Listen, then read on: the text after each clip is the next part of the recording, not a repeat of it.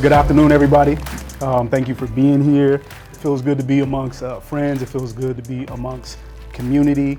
It feels good to be amongst family. And I consider all of y'all family. So thank you for being here. I've been tasked with us talking about some solutions, ways in which we can contribute to our communities in ways that work to reverse the harmful structures of intergenerational trauma.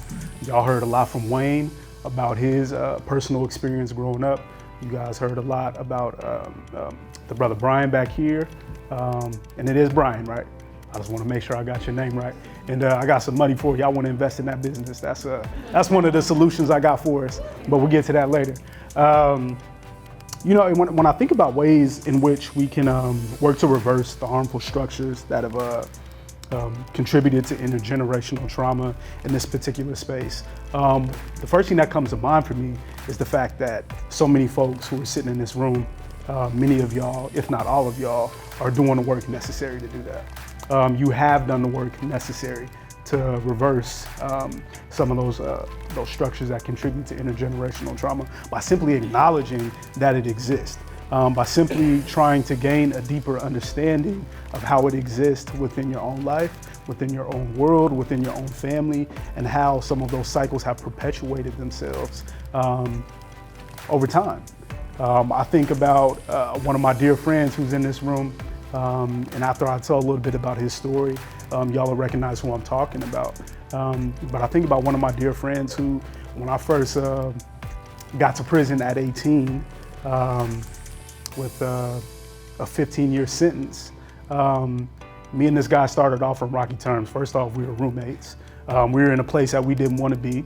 I was mad that I had to be on the top bunk. But I remember, I've always been an observer, and I used to watch this guy. And every night this guy would write, he would journal. And I'm like, what is this guy, what is he writing? Who is he writing to? And I found out when we started speaking a few days later, that this guy was writing to his son who he had only met once or twice. And when he did meet him, he met him in the county jail, with his son being on one side of the glass and him being on the other side, the opposite side of the glass. And he said that he didn't have the best relationship with his son's mother, but that he still wanted to write these letters because one day he wanted his son to understand that he was thinking about him. And that really touched me, that really hit me. Because it made me remember and realize that for a significant portion of my childhood when I was growing up, my father was also incarcerated. And for a significant portion of when my father was growing up, his father was incarcerated. And for a significant portion of my grandfather's childhood, his father was incarcerated. So 4 generations of Marshall men having to deal with, incarceration, having children while being incarcerated, children having fathers who were incarcerated. And so for me, he was really the first example of me understanding that in order to stop this cycle, because I knew I wanted to have children one day, like I've always thought about that. I've thought about that since I was a kid. I've dreamt about that. And so I wanted to be really intentional about the type of parent, the type of father that I was gonna be. And he was the first example that I ever had, I felt, of somebody who was a positive, doing things that were positive to impact his child's life, even if he was absent, even if he wasn't there. And that man right here, Brandon Pedro, with the camera, I just want to uplift him real quick. And if y'all haven't checked out his amazing TEDx talk, you can find that on YouTube. And it'll blow your mind. It blew thousands of people's minds, everybody who's seen it, and it's impacted everybody's life. I think that it's important that we understand the ways in which intergenerational trauma exists and the structures that support and perpetuate these cycles. So within these cycles, we understand that impact happens, right? And trauma can occur, but it doesn't have to occur. Trauma does not have to be the result of impact. Life-changing events can be the result of impact.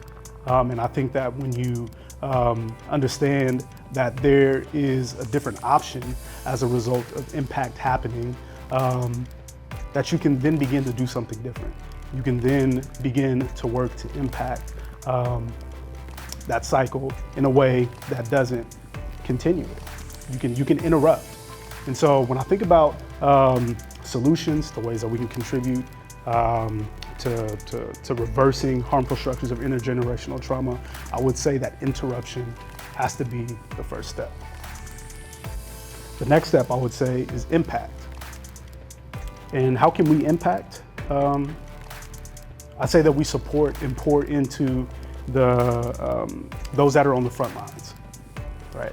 So I think about the organizations, the collectives that operate on the inside of these facilities, all of the cultural groups, the cultural collective, the Black Prisoners Caucus, who is very heavily represented here today. Shout out to the Black Prisoners Caucus.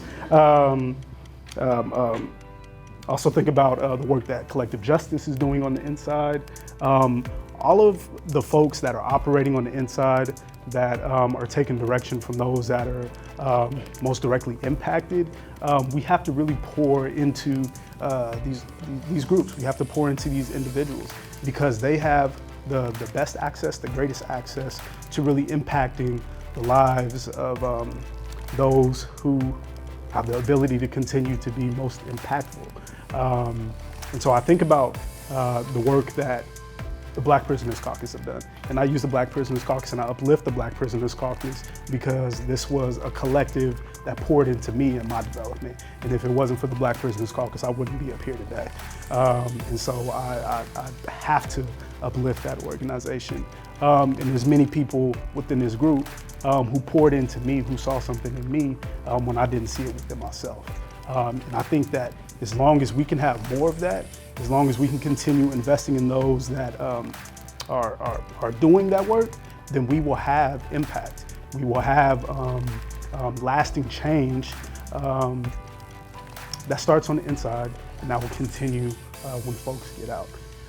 And I think that we see that just in the work that is being done, and the work that is being led by individuals who on paper, a couple of years ago, still had life sentences, still had decades left to serve, but are now home and they are now defying the odds and the expectations of individuals, of society essentially, in doing great work, and uplifting others and pulling other people along with them. So we have to seek to impact by pouring into the work by those that are on the front, the work of those that are on the front lines.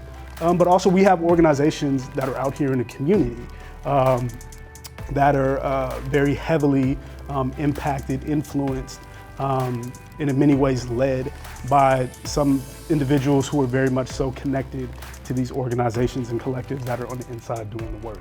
And another way that we can seek to impact is by pouring into those organizations. And just to name some, because I feel like we got to give flowers. And one way to give flowers is by naming and by acknowledging. So I've already uplifted the Black Prisoners Caucus. That's never going to stop, so we're going to do that. But also Freedom Project, who's represented here. Community Passageways, who's represented here. Look to Justice, Collective Justice, UBB. And it's important that we build relationships. I remember my brother Devin right here gave a talk some years ago at a Black Prisoners Caucus Summit.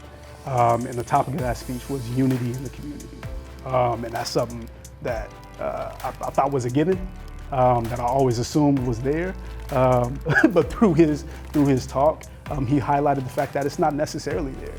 And it should be, and it can be, but it starts with building relationships. And so I'll leave with that. Lastly, what I would say is that what we have to do is we have to invest. And I mentioned at the top of this that I got some money for the young brother Brian back there who spoke.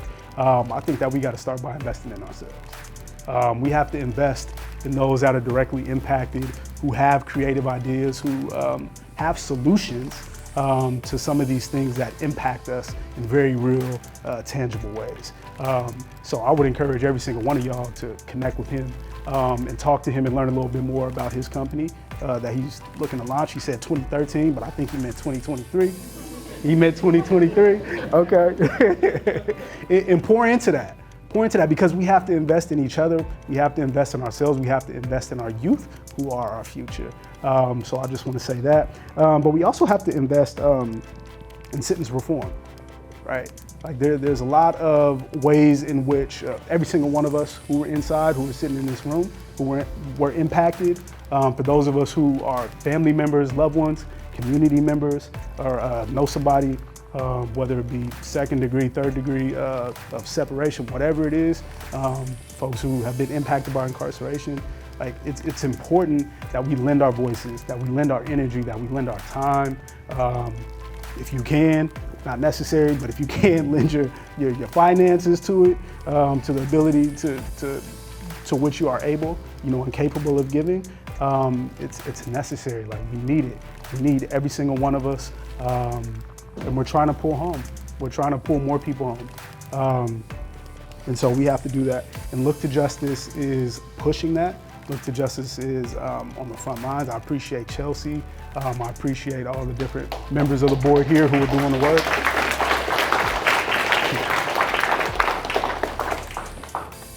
And I was gonna say that we can afford to give time. We can afford to give energy. It's a matter of determining how much we're able to afford to give. But one thing that we cannot afford is to be passive.